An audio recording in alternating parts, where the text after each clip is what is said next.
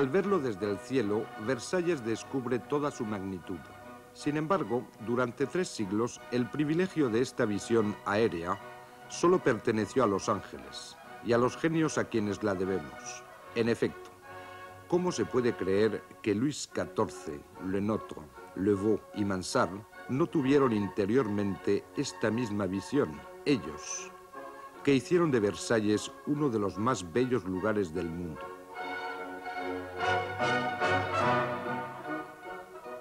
El Renacimiento abrió los castillos.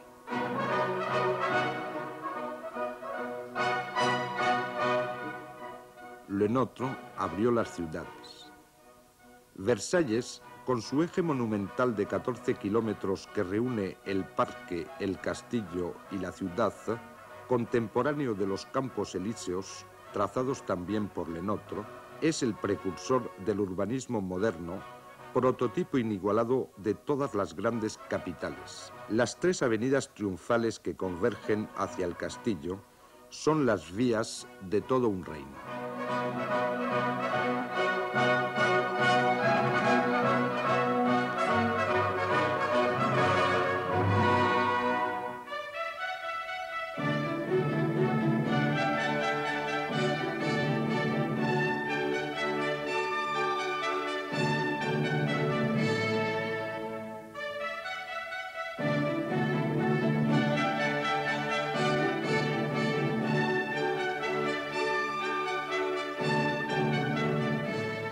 El que concibió esta mansión ejemplar parecía ser efectivamente el amo del tiempo.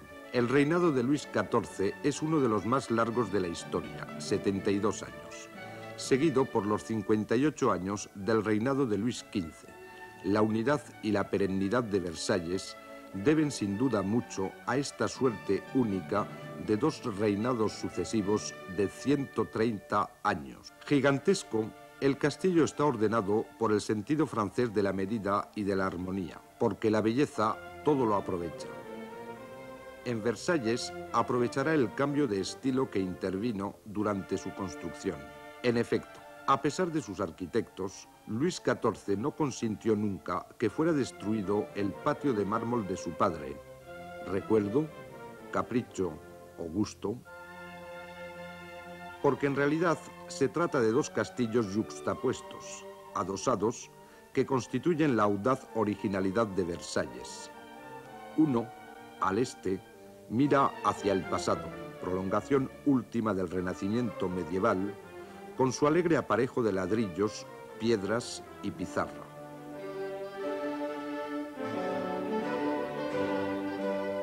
Y el otro, al oeste, mirando al parque y a los jardines, que da paso a una arquitectura nueva y cuyos 606 metros de fachadas se engalanan de estatuas y salidizos de columnas. Esta soberbia envoltura de piedra de Le Vau, prolongada por Mansart con la construcción de las alas del norte y el mediodía, restablece los vínculos con la antigüedad grecorromana, cuya mitología poblará el castillo y el parque.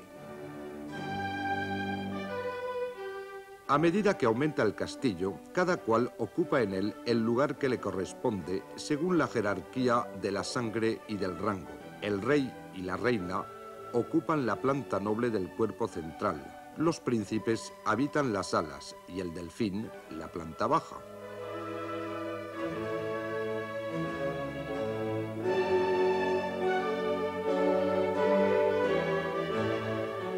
Esta fachada de líneas puras, con sus remates adornados de balaustres, trofeos y jarrones de fuego, es la imagen más perfecta del nuevo orden clásico.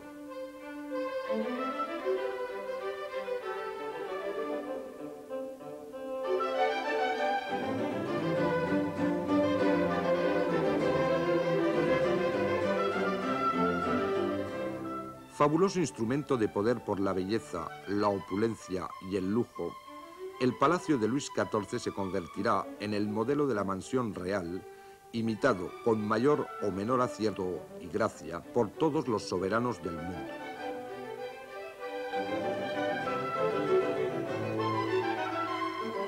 ¿Quién recuerda aún hoy día sus modestos orígenes?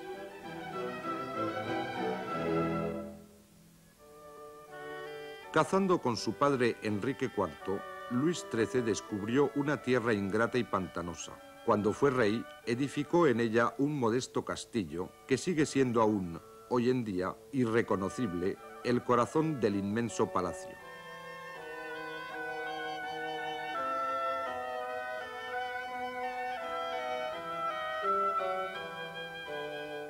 A su vez, Luis XIV se encariñó siendo niño de aquel lugar de refugio. Extraño destino de este lugar salvaje, dedicado a la caza, a la soledad y al reposo, que se convertirá en el propio centro del poder absoluto. Iniciada por Enrique IV, proseguida por Luis XIII, Richelieu y Mazarino, la monarquía absoluta ya era un hecho e incluso una doctrina. Desde los disturbios de la Fronda, que tan profundamente habían marcado al joven rey, Luis XIV estaba obsesionado por el deseo de abandonar París. El 6 de mayo de 1682 fija la sede de la corte y del gobierno en Versalles, creando una metrópoli real.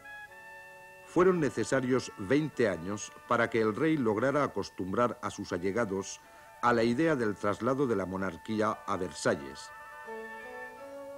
Para imponer esta estancia en el campo a toda aquella gente que tenía sus hábitos y sus propias mansiones en París, Luis XIV pasó su vida a hacer que Versalles fuera amable y suntuoso, para que la decisión aventurosa y sin ejemplo de 1682 se encontrara justificada por la magnitud y la belleza de la realización.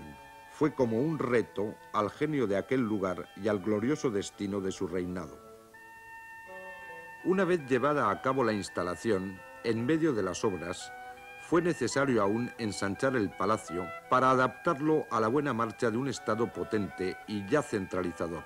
Luis XIV se vio conducido a triplicar la superficie del palacio y armonizar la proporción con el gigantesco parque diseñado por André Le Nôtre.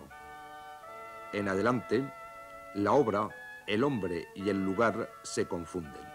En las provincias y en las cortes, muy pronto ya no se dirá el rey de Francia, sino Versalles. Los embajadores de todo el mundo vienen a admirar en él al más prestigioso de los palacios. El Dux de Génova, que vemos aquí recibido en el deslumbrante universo de la Galería de los Espejos, no solo parece rendir homenaje al monarca, sino también a este trono de plata maciza.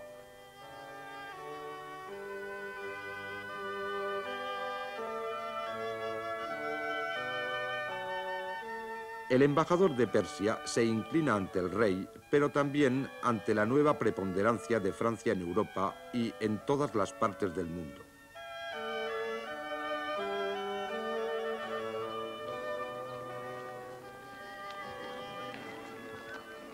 Ayer, los embajadores de los países más lejanos se inclinaron ante la majestad de este príncipe enigmático que construyó Versalles. Y hoy, 3 millones de embajadores procedentes de los 4 puntos cardinales vienen a poblar todos los años la estancia real con una presencia humana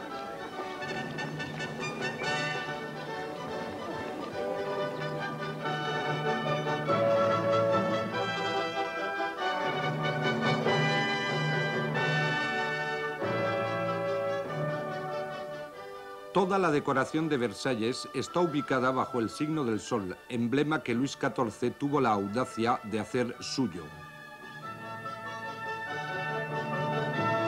En la Cámara del Rey se entrecruzan los ejes solares, a lo largo de los cuales se alinean palacio, parque y ciudad.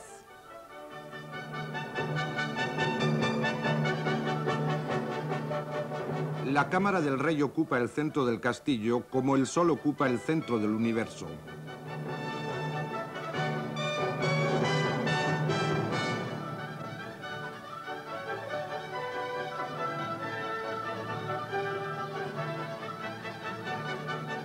Identificado a su función, desarrollando hasta los detalles la etiqueta creada por sus predecesores, Luis XIV se convierte en el celebrante principal de una interminable misa real. Vive literalmente en público, cada cual debe poder mirarlo cuando se levanta y cuando se acuesta.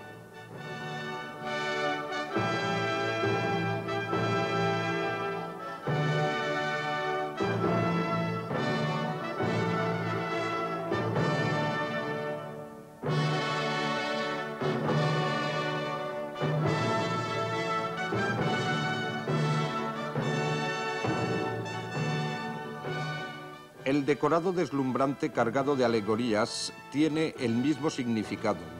El oro, metal solar esparcido a profusión, hace brillar el bajorrelieve de Nicolas Cousteau, Francia velando el sueño del rey. Los genios mitológicos, el encaje de la madera que cubre las paredes, las famas a ambos lados del baldaquín y el suntuoso brocado de la alcoba.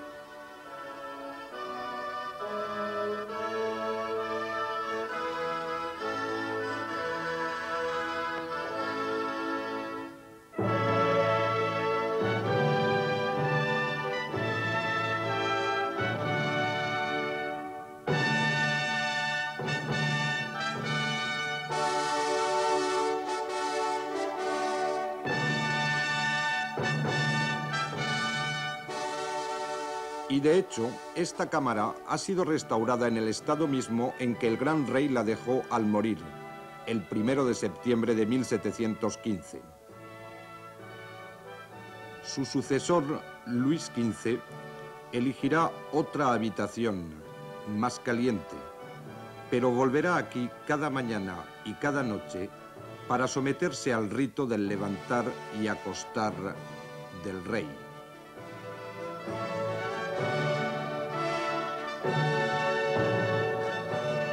La Cámara del Rey siguió siendo virtualmente el centro del castillo hasta la salida definitiva de Luis XVI en el 1789.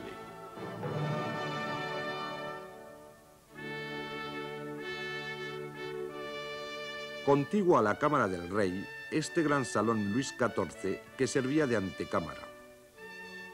Hábilmente intercalado en el friso de los niños, el famoso ojo de buey que le ha dado su nombre.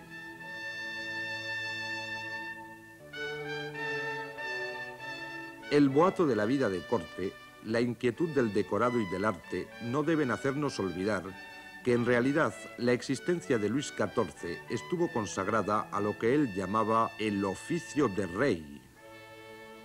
El gabinete del Consejo era el centro de la vida política de Francia, en el que el rey presidía cotidianamente el Consejo de Ministros y otorgaba sus audiencias particulares. Trabajador encarnizado, Luis XIV estaba profundamente consciente de pertenecer a un siglo fértil y constructor y la vocación de ser su maestro de obra. Concebida así, la monarquía es una carga agobiante que le obliga a observar una regla de vida de un rigor absoluto. Consagra 8 a 10 horas diarias a los diferentes consejos y al trabajo particular con los secretarios de Estado. El gabinete del reloj debe su nombre a esta obra maestra de la relojería concebida por Passenon para el apartamento interior de Luis XIV. Este apartamento interior es el único refugio del rey. Antes de la hora oficial de levantarse o acostarse en público, pasea por él solo o se entrega a su pasión de coleccionista.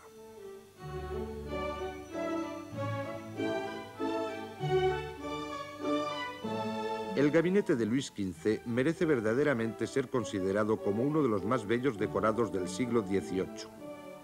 El célebre secretaire de cilindro, construido por Oeben y Riesner para Luis XV, se miraba como un mueble tan ingenioso, rico y perfecto que fue respetado por la Revolución y se expuso en el Louvre como la obra maestra de la ebanistería francesa.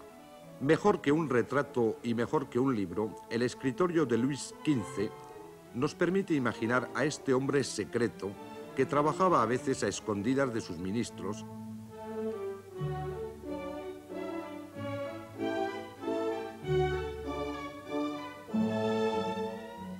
De hecho, se trataba de un cascarón en el que el rey encerraba en un instante los misterios de su política, puesto que todo el mecanismo del cilindro y de los cajones se bloqueaba con una sola vuelta de llave. Al parecer, el decorado y el mobiliario Luis XV siguen siendo los de la Francia oficial en sus palacios de Estado.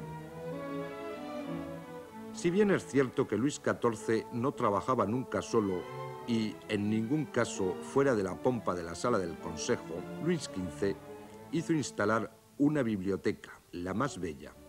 Tímido y personal, fue, más que ninguno de sus antepasados, hombre de estudio y meditación. Así, las individualidades tan diferentes de los tres reyes borbones de Versalles marcan el transcurso del tiempo a través de los decorados, el arte y el mobiliario, y muestran lo que un cambio de reinado significa para la evolución de los estilos, las modas y las costumbres.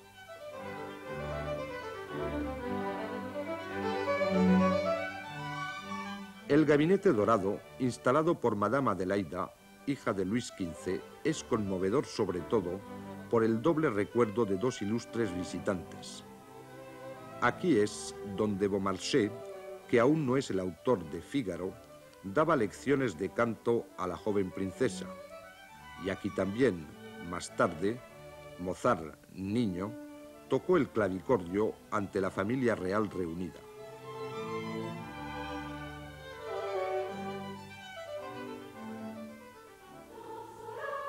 Ange-Jacques Gabriel construyó, por orden de Luis XV, esta encantadora ópera que admiramos aquí desde el Palacio Real.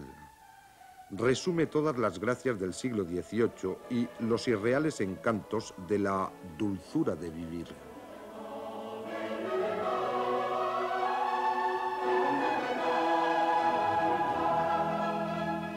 Fue inaugurada 2 años más tarde con motivo de las fiestas de la boda del Delfín, futuro Luis XVI, con María Antonieta.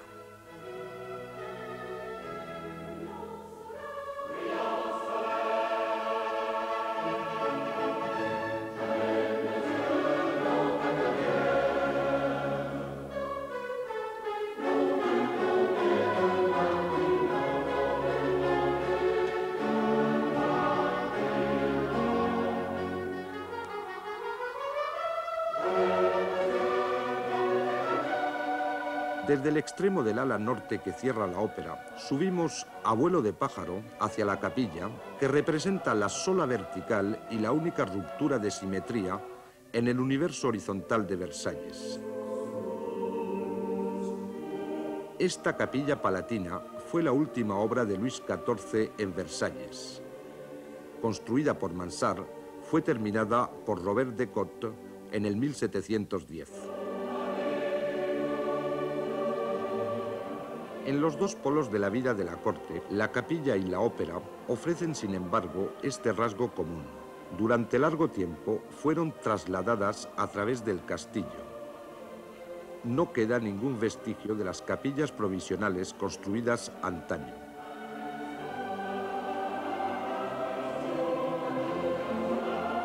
En todo caso, en adelante se desarrollarán aquí los bautizos y bodas de los príncipes y allegados, las ceremonias de investidura de las órdenes reales y los Te Deum de las victorias.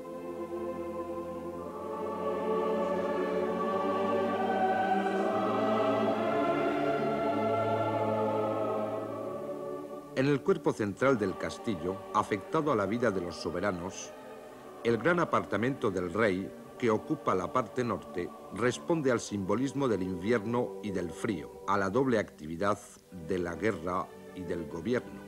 Los salones del gran apartamento, llamados de los planetas, Venus, Marte o Mercurio, gravitan alrededor de la cámara del rey, lugar de paso entre la capilla y el apartamento del rey. El salón de Hércules es el mayor de todo el castillo.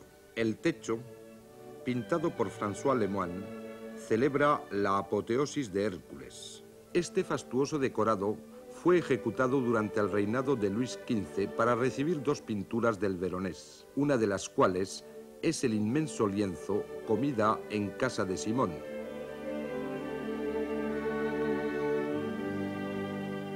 La pasión de coleccionista de este príncipe era universalmente conocida. La Mona Lisa de Vinci, el concierto campestre de Tiziano, las gemas preciosas y otras pinturas y objetos de arte de las colecciones reales han pasado por Versalles antes de ser la gloria del Museo del Louvre.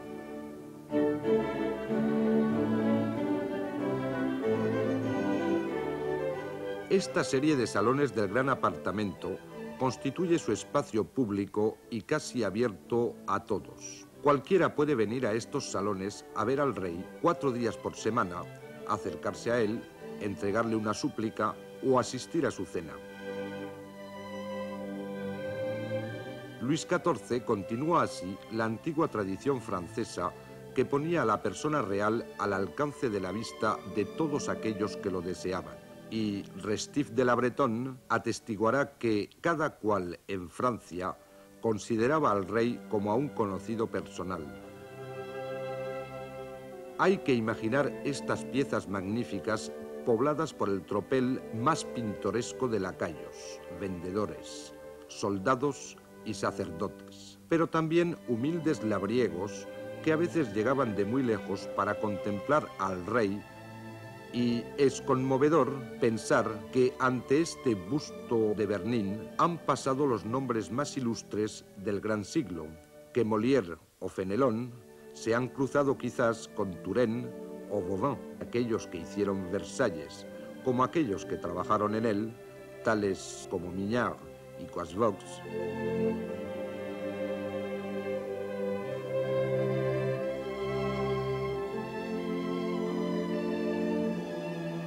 El rey mantenía su corte en Versalles 3 días por semana.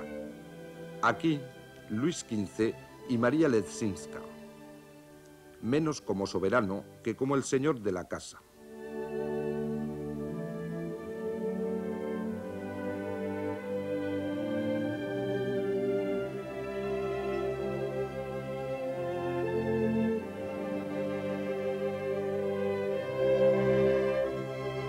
Esta parte de Versalles sigue estando bastante poco amueblada. Luis XIV hizo fundir el célebre mobiliario de plata cuando los reveses del reinado. El resto fue dispersado durante la Revolución.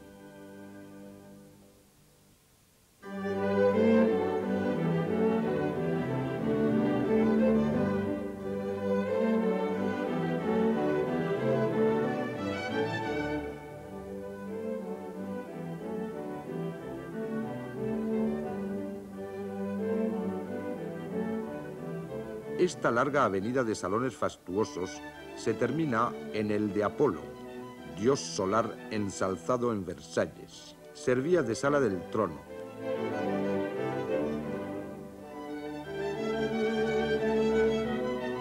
Todavía en la parte de los jardines, el centro del castillo está totalmente ocupado por la Galería de los Espejos, cuyos extremos se prolongan por los salones de la paz y de la guerra.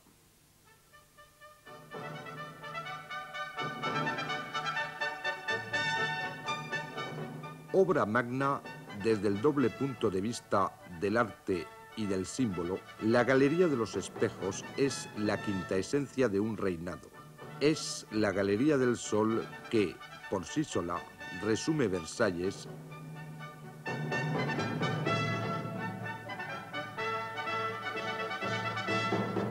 El fabuloso techo de Lebrun relata la gloria de los 20 primeros años del reinado de Luis XIV, como si esta historia, reproducida inmediatamente, ya fuera en cierto modo mitológica.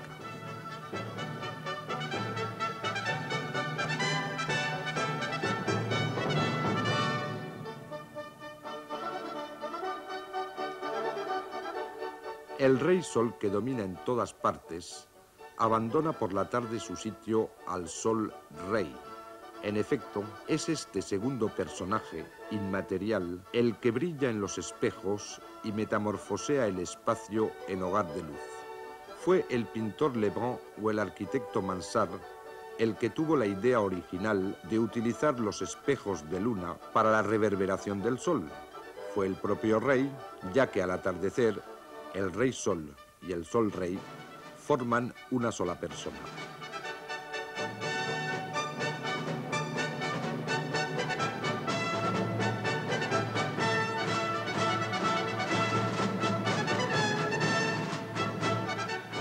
Los hachones esculpidos, los bronces dorados, los mármoles preciosos, las arañas de cristal de roca, no hay nada que no se deje absorber por el deslumbrante resplandor del visitante del poniente.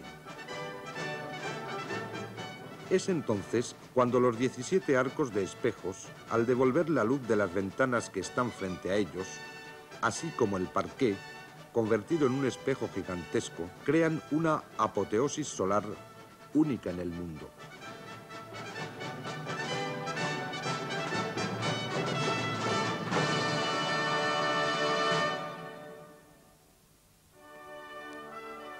Si el Salón de la Guerra nos ha presentado un Luis XIV guerrero, aquí, en el Salón de la Paz, Luis XV aparece como pacificador de Europa.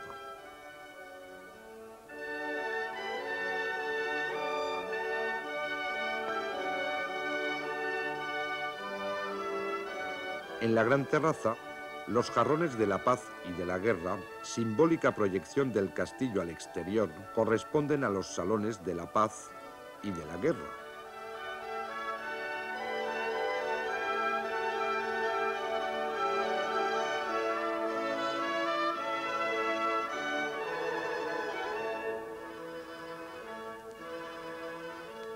El calor, la paz, la fecundidad se asocian naturalmente al sur.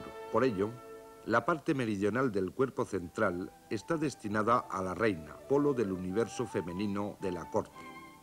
La antigua sala de los guardias, llamada Sala de la Coronación, después de que el rey Luis Felipe transformara a Versalles en museo, cuando se colocó en ella el célebre cuadro de David. La crujía que sigue constituye el gran apartamento de la reina.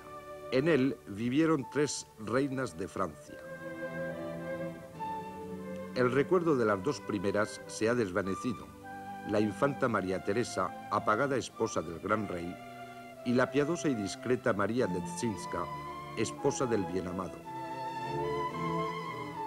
Solo se impone María Antonieta, el carácter y la belleza de la que reinaría sobre las últimas estaciones de la monarquía hicieron de ella una reina legendaria. Su destino trágico hizo el resto. Sala del trono de la reina es en el Salón de los Nobles donde tenían lugar las ceremonias de presentación a la corte.